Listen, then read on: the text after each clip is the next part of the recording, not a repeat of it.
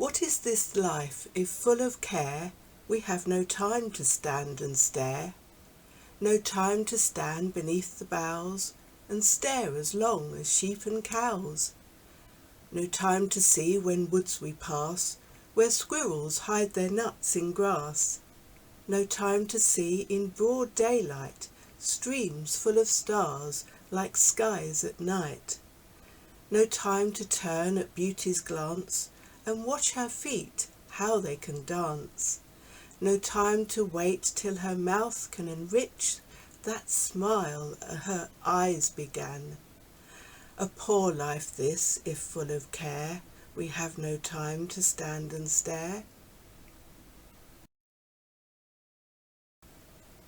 And so we come to our third introduction of Stop and Stare. Streams full of stars. What a lovely image! At once it transports us to some bubbling brook or gurgling mountain stream, every ripple catching the sun's rays, so that the water seems to twinkle like the night sky. Is that all the poet intended by his metaphor?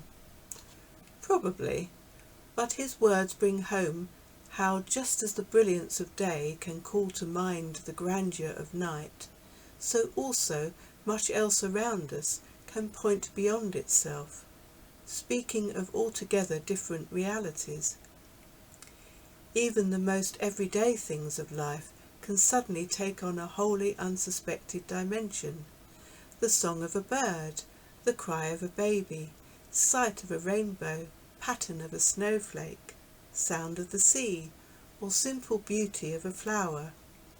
Special in themselves, they speak to some of the wonder of our universe, to others of the spiritual dimension, and to others again of God. An old saying makes the point well.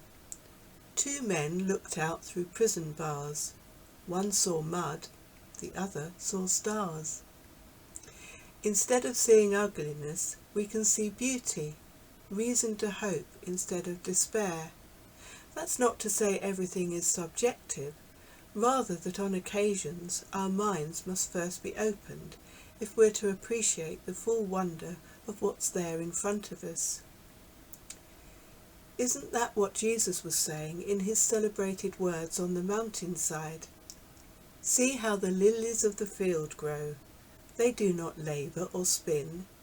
Yet I tell you that not even Solomon in all his grandeur was clothed like one of these. If that is how God clothes the grass of the field, which is here today, yet tomorrow is thrown on the fire, will he not much more clothe you, O you of little faith? That's in Matthew 6:28-30. Look properly at the ordinary things of life, Jesus tells us, things as commonplace as a flower in the meadow, and you will see God's hand behind them, a truth he applied in so much of his teaching, using parables and metaphors to illustrate profound truths. To the eye of faith, the apparently mundane can take on a completely new dimension, speaking not just of the wonder of this world, but also of God. In his poem, Davis clearly had the world of nature in mind, and with good reason, for it can speak powerfully indeed, but so also can anything and everything to those who are ready to stop and stare. To borrow the idea of John Donne, no one is an island sufficient to themselves. Our lives are interconnected, our world a complex network of relationships.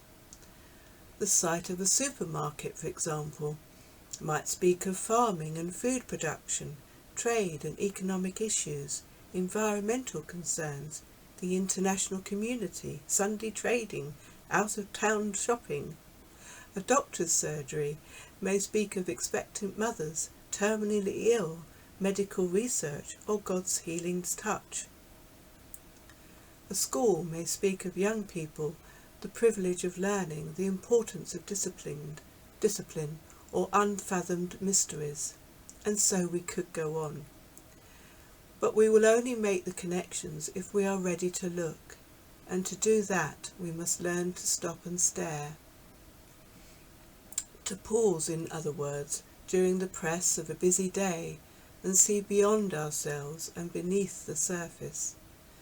That's why it's so important to make time and space in our lives, for ourselves, for God, for others, and for God.